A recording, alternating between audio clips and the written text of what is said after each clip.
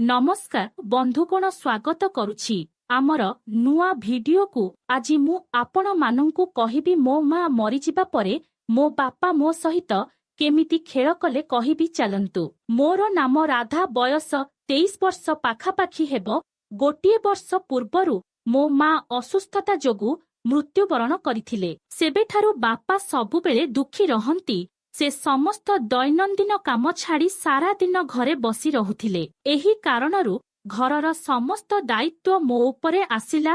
मु प्रतिदिन घरर समस्त काम सारी ऑफिस जाउथिली। बापांक व्यतीत मो जीवन रे आउ केही नथिले। पूर्वरु मोर जणे प्रेमिक थिले किंतु से मध्य मोते छाड़ी चाली गले। सेबेठारु मु प्रेम भली जिनिस उपरे विश्वास हराइली। जदि देखा जाए तो मो जीवनटा पूरा अंधारमय थिला। प्रथमरु तो मां छाड़ी चालीगले एवं द्वितीय रे प्रेमिक छाड़ी चालीगला एवं शेषरे बापा दुखी। एसबु कारणरु मु मध्य जीवन को अकामी अनुभव करिबाकु लागिली। किंतु मु बापांक विषय रे बहुत चिंतित थिली। मु चाहुथिली बापा पुणी एक सुखी जीवन बंचंतु। पूर्वरु से तांक बंधु मानंकु भेटुथिले एवं सेमानंक सहित बाहरकु जाउथिले। किंतु मांक मृत्यु परे बापा घरु बाहरकु जाउनथिले। अति बेसीरे से पनीपरिबा किनिबा पई खाली बाहरकु जाउथिले। से घरे सारा दिन टीवी देखुथिले। क्राइम पेट्रोल तांकर प्रिय चैनल थिला। जेतेबेले मु ऑफिस रु घरकु फेरी आसुथिली मु सबुबेले तांक सहित सेही चैनल देखुथिली। मु सेही कार्यक्रम को केबे पसंद करि नथिली कारण एहार प्रत्येक एपिसोड रे झियो मानंक शारीरिक शोषणर कहानी थिला। एपरि परिस्थिति रे मु सबुबेले भाबुथिली जे एबे मु जेतेबेले मु ऑफिस रु घरकु फेरुथिली मु सबुबेले तांक सहित एही कार्यक्रम देखुथिबार पाउथिली। गोटिए दिन बापा सबुदिन परी उपर महलार कोठरी रे सोईथिले। मु तळ महला कोठरी रे थिली। राति प्राय 1:30 मिनिट समय रे जेतेबेले मु पानी पीबाकू उठिली मु बापांक कोठरी रे किछि पडिबार शब्द सुनिली। घरे संपूर्ण अंधार थिबारु मु चमकी पड़िली। जदि मु शीघ्र उपरकू जाए तेबे से उठी पदंती नचेत भयभीत होई जांती। तेणु कौनसी शब्द न करी मु धीरे धीरे देखिबा पई उपर महला को गली। मु जेतेबेले कबाट खेलिली मु जानि पारिली जे कबाट खोला अछि। मु कबाट टिकिए खोली भीतरकू चाहिली। भीतरर दृश्य देखि मु स्तब्ध होई गली। बापा खरे मोबाइल टॉर्च जलाई देइथिले एवं तांको पैंट को संपूर्ण तळकू टाणी देइथिले। तांको हातरे तांकर लंबा गाजर थिला एवं अन्य हातरे से मोबाइल रे वीडियो देखुथिबा समय रे एहाकू आगकू पछकू भुंजाउथिले। बोध हुए बिछणा रे से पाखरे रखा जाइथिबा पानी ग्लासटी को थेली देइथिबे एवं ताहा तळे पड़ी जाइथिला। से तांको गाजर हलाइबारे एते मग्न थिले जे से काच पड़िबा एवं द्वार खोलिबार शब्द मध्य सुनी पारिले नाही। बापा मोबाइल रे वीडियो देखुथिबा समय रे गाजर को जोर रे हलाई देउथिले। सत कहिबाकू गले मु सेठारु चाली जिबा उचित थिला किंतु से एपरी हलाउथिबार देखि मु एक अद्भुत आनंद पाउथिली। तेणु मु कोनोसी शब्द न करी अटकी गली एवं तांकू देखिबा आरंभ कली। किछि समय परे बापा एहाकू जोर रे हलाइले। थरिबा समय रे तांको मुहरे विभिन्न भाव स्पष्ट भावरे दृश्यमान हेउथिला। तापरे किछि मिनिट परे बापा जोर रे निश्वास नेले एवं तांको गाजररु धळा रंगर पानी बाहरिबाकू लागिला। मने हेउथिला जेपरी गाजररु पानीर एक झरणा बाहारुछि। बाहरकू आसिली एवं से चुप होई गली। से मोबाइल टी पाखरे रखी सोई पड़िले। मु धीरे धीरे पछकू गली एवं मो रूम को आसिली। मु विश्वास करि पारु नथिली जे मो बापा एहा करि परिबे बोली। चिंता करिबा समय रे मु अनुभव कली जे एहा स्वाभाविक। मोते एहा विषय रे एते चिंता करिबार आवश्यकता नाही। बापा जणे पुरुष एवं जदि जणे पुरुषर शारीरिक इच्छा पूरण हेउ नाही तेबे एथिरे भूल न एहा झियो को शोषण करिबा अपेक्षा भल। एहा भाबी मु अनुभव कली जे एहा संपूर्ण ठीक। मु आहुरी भाबुथिली जे गोटिए वर्ष होई गलानी से निश्चय किछि करि नाहंती। तेणु तांकर निश्चय इच्छा अछि। एथिरे कौन भूल अछि? एबे से महिलांक शरीर पाउ नाहंती। तेणु ताकू निज हातरे एहा करिबाकू पड़िबो। एहा भाबिबा परे ମୋ ମନରେ ଗୋଟିଏ ଚିନ୍ତା ଆସିଲା ଯେ ଏବେ ଅନ୍ୟ ସମାଧାନ କଣ ଅଛି ବୋଲି। ତାପରେ ହଠାତ୍ ମୋର ମନେ ପଡ଼ିଗଲା ଯେ ବାପା ତାଙ୍କ ଗାଜର ହଲାଇ ବହୁତ ଖୁସି ଦେଖାଯାଉଥିଲେ। ମୁଁ ତାଙ୍କୁ ଏତେ ଖୁସି କେବେ ଦେଖିନଥିଲି। ତାପରେ ମୁଁ ବିଶ୍ୱାସ କଲି ଏବଂ ବୁଝିଗଲି ବାପା ଏହା ହିଁ ଚାହାନ୍ତି। ଏହା ହିଁ ଏକମାତ୍ର ଜିନିଷ ଯାହା ତାଙ୍କୁ ପୂର୍ବ ପରି ପୁଣି ଖୁସି କରିପାରିବ। ମୁଁ ବହୁତ ସମୟ ଧରି ଏହି ବିଷୟରେ ଭାବୁଥିଲି ଯେ ମୁଁ ବାପାଙ୍କୁ କିପରି ଖୁସି ରଖିବି। ମୁଁ କୌଣସି ସମାଧାନ ଭାବିପାରିଲି ନାହିଁ। ଯଦି ତାଙ୍କ ଜୀବନରେ ଅନ୍ୟ କୌଣସି ମହିଳା ଆସେ ତେବେ ସେ କେତେ ଖୁସି ହେବେ। ଏହା ଭାବି ଭାବି ମୁଁ ଶୋଇପଡ଼ିଲି। ତାପରଦିନ ସକାଳେ ବାପା ଗାଧୋଇବାକୁ ଯିବାବେଳେ ମୁଁ ଜଳଖିଆ ପ୍ରସ୍ତୁତ କରୁଥିଲି। ହଠାତ୍ ମୋତେ ଗତକାଲିର ଦୃଶ୍ୟ ମନେ ପଡ଼ିଗଲା ଏବଂ ମୋ ମନରେ ଏକ ଚିନ୍ତା ଆସିଲା ଯେ ମୁଁ ଥରେ ଦେଖିବା ଉଚିତ ଯେ ବାପା ତାଙ୍କ ମୋବାଇଲରେ କେଉଁ ଭିଡିଓ ଦେଖନ୍ତି। ଅର୍ଥାତ୍ ମୁଁ ଜାଣିବାକୁ ଚାହୁଁଥିଲି ଯେ ସେ କେଉଁ ପ୍ରକାରର ଭିଡିଓରୁ ଅଧିକ ଆନନ୍ଦ ପାଆନ୍ତି।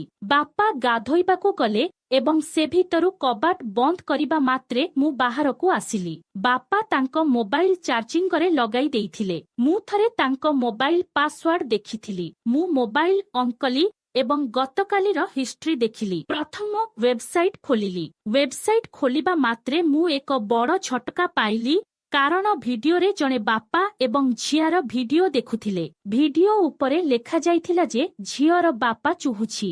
ଏହା ଦେଖି ମୋର ଆଖି ଖୋଲା ରହିଗଲା।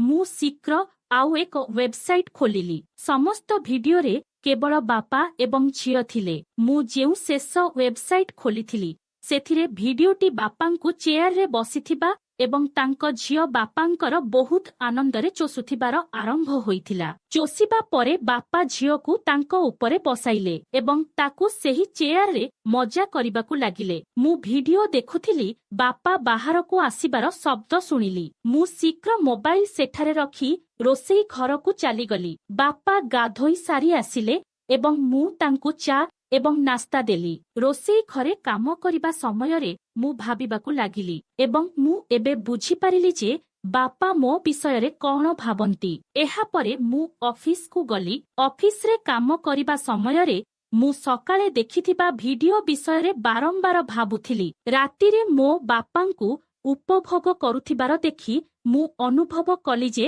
ଏହା ହିଁ ଏକମାତ୍ର ଜିନିଷ ଯାହା ତାଙ୍କୁ ଅନ୍ୟ କୌଣସି ମହିଳାଙ୍କ ଅପେକ୍ଷା ଅଧିକ ଖୁସି କରିଥାଏ। ଯଦି ମୁଁ ତାଙ୍କୁ ଟିକିଏ ସାହାଯ୍ୟ କରେ ତାଙ୍କର ଏକାକିତା ଦୂର ହୋଇଯିବ ଏବଂ ସେ ସବୁବେଳେ ଖୁସି ରହିବେ। ମୁଁ ତାଙ୍କ ଖୁସି ପାଇଁ କିଛି ବି କରିପାରିବି ତେବେ ସେ ବହୁତ ଖୁସି ହେବେ। ମୁଁ ସାରା ଦିନ ଏହିପରି ଅଫିସରେ ବିତାଇଲି। ଶେଷରେ ସନ୍ଧ୍ୟା ସୁଦ୍ଧା ମୋର ନିଷ୍ପତ୍ତି ଦୃଢ଼ ହେଲା ଏବଂ ମୁଁ ନିଷ୍ପତ୍ତି ନେଲି ଯେ ମୁଁ ସେହି କାମ କରିବି ଯାହା ମୋ ବାପାଙ୍କୁ ଖୁସି ଦେବ। ସେହିଦିନ ରାତିରେ ମୁଁ ଅଫିସରୁ ଘରକୁ ଫେରି ଆସିଲି।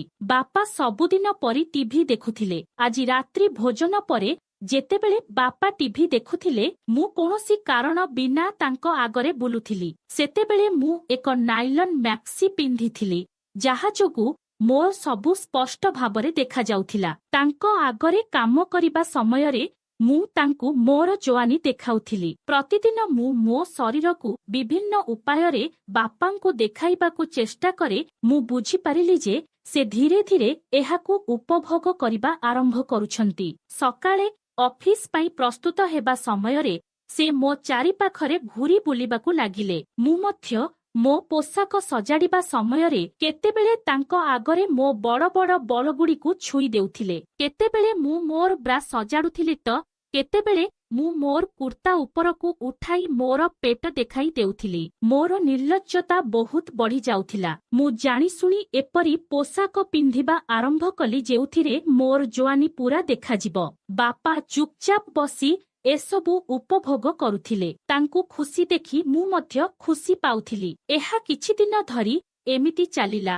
ତାପରେ ମୁଁ ଭାବିଲି ଯେ ଏବେ ପରବର୍ତ୍ତୀ ପଦକ୍ଷେପକୁ ଯିବାର ସମୟ ଆସିଗଲା। ତେଣୁ ଗୋଟିଏ ଦିନ ସକାଳେ ପୋଷାକ ପିନ୍ଧିବା ସମୟରେ ମୁଁ ଏକ କୁର୍ତ୍ତା ପିନ୍ଧି ପାଇଜାମା ପିନ୍ଧି ବାହାରକୁ ଆସିଲି। ବାପାଙ୍କ ସହ ଖାଇବା ବିଷୟରେ କଥାବାର୍ତ୍ତା କରୁଥିବା ସମୟରେ ତାଙ୍କ ଆଖି ମୋ ଜଙ୍ଘ ଉପରେ ଥିଲା। ଏହା ଦେଖି ମୁଁ ମଧ୍ୟ ଖୁସି ହୋଇଗଲି। ସେହିଦିନ ସନ୍ଧ୍ୟାରେ ଯେତେବେଳେ ମୁଁ ଅଫିସରୁ ଘରକୁ ଫେରିଲି ମୁଁ ଗାଧୋଇବାକୁ ବାଥରୁମକୁ ଗଲି ମୁଁ ଦେଖିଲି ମୋର୍ ପ୍ୟାଣ୍ଟ ଯାହା ମୁଁ ସକାଳେ ଧୋଇଥିଲି ତାହା ବାଲ୍ଟିରେ ପଡ଼ିଛି। ଏହା ସମ୍ପୂର୍ଣ୍ଣ ସଫା ଥିଲା, କିନ୍ତୁ ସେହି ସମୟରେ ଏହା ଚିପି ଚିପି ମଧ୍ୟ ଥିଲା, ଯେପରି କେହି ଏଥିରେ ଫେଭିକଲ୍ ଲଗାଇ ଦେଇଛି।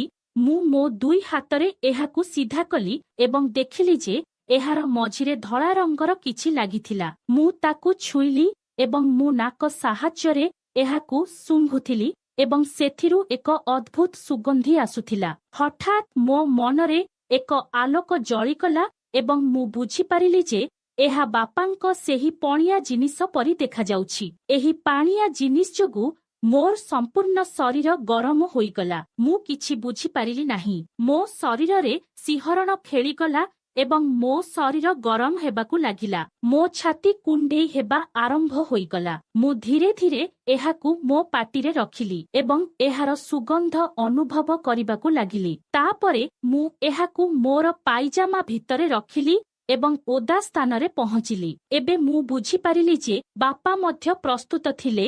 ତାପରଦିନ ସକାଳେ ମୁଁ ମୋ ରୁମ୍ରେ ପୋଷାକ ବଦଳାଉଥିଲି। ମୁଁ କବାଟ ଖୋଲା ରଖିଥିଲି। ବାପା ଜାଣିଥିଲେ ଯେ ମୁଁ ଏହି ସମୟରେ ପ୍ରତିଦିନ ପୋଷାକ ବଦଳାଏ। ସେ ମୋ ରୁମକୁ ଆସିଲେ ଏବଂ ସେ ମୋତେ ପଚାରିବାକୁ ଲାଗିଲେ ଯେ ମୁଁ ରାତ୍ରି ଭୋଜନ ପାଇଁ କୌଣସି ପନିପରିବା ଆଣିବି କି? ସେଇଠୁ ମୁଁ ମୋ ବାପାଙ୍କ ଆଡ଼କୁ ବୁଲିଗଲି ଏବଂ କହିଲି ହଁ। ଏହା କହିବା ସମୟରେ ମୁଁ ମୋର କୁର୍ତ୍ତା ଏବଂ ପାଇଜାମା ଖୋଲିଦେଇ ସାଇଡ୍ରେ ରଖିଲି। ଏବେ ମୁଁ କେବଳ ମୋର ଭିତର ପୋଷାକ ପିନ୍ଧି ମୋ ବାପାଙ୍କ ସାମ୍ନାରେ ଠିଆ ହୋଇଥିଲି। ମୋତେ ଏପରି ଦେଖି ବାପା ଆଶ୍ଚର୍ଯ୍ୟ ହୋଇଗଲେ। ସେ ବୁଲି ପଡ଼ି ମୋର ଗୋରା ଶରୀରକୁ ଦେଖିବାକୁ ଲାଗିଲେ।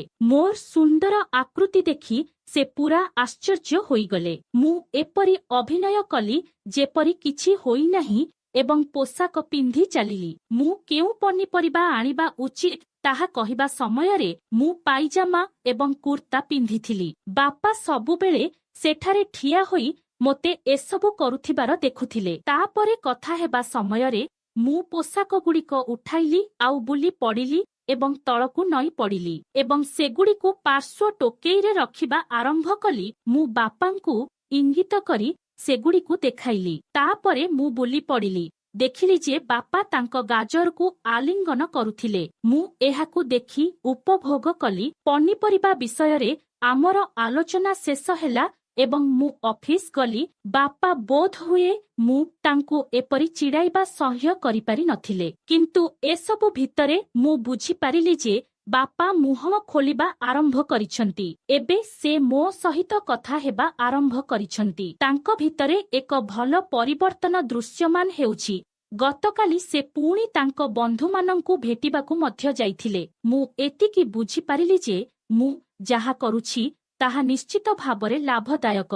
ବାପାଙ୍କ ସାମ୍ନାରେ ଏପରି ପ୍ରଦର୍ଶନ କରି ମୁଁ ବହୁତ ଆନନ୍ଦ ପାଉଥିଲି ଏବଂ ମୋ ପ୍ରତି ତାଙ୍କର ଆକର୍ଷଣ ମଧ୍ୟ ବୃଦ୍ଧି ପାଉଥିଲା। ମୋ ମନରେ ଏକ ଭୟ ଥିଲା ଯେ ମୁଁ ମୋ ନିଜ ବାପାଙ୍କ ପ୍ରତି କଣ କରୁଛି, କିନ୍ତୁ ତାଙ୍କୁ ମିଳୁଥିବା ବଢୁଥିବା ଉତ୍ସାହ ଏବଂ ଆନନ୍ଦ ମୋତେ ଆଗକୁ ବଢିବାକୁ ପ୍ରେରଣା ଦେଉଥିଲା। ଏବେ ବାପାଙ୍କୁ ଅଧିକ ସମୟ ଦୂରରେ ରଖିବା ସମ୍ଭବ ନଥିଲା, ତେଣୁ ମୁଁ ଭାବିଲି ଯେ ଆଜି ରାତିରେ ହିଁ କିଛି କରିବା ଉଚିତ। ମୁଁ ସବୁଦିନ ପରି ଠିକ୍ ସମୟରେ ଅଫିସରୁ ଘରକୁ ଫେରିଆସିଲି। ରାତିରେ ରାତ୍ରି ଭୋଜନ ପାଇଁ ବସିଥିବା ସମୟରେ ମୁଁ ସମାନ ନାଇଲନ୍ ମ୍ୟାକ୍ସି ପିନ୍ଧିଥିଲି ଯେଉଁଥିରେ ମୋର ସବୁ ଦେଖାଯାଉଥିଲା। ତାପରେ ଖାଇବାକୁ ବସିଥିବା ସମୟରେ ମୁଁ ବାପାଙ୍କ ସାମ୍ନାରେ ଏପରି ବସିଲି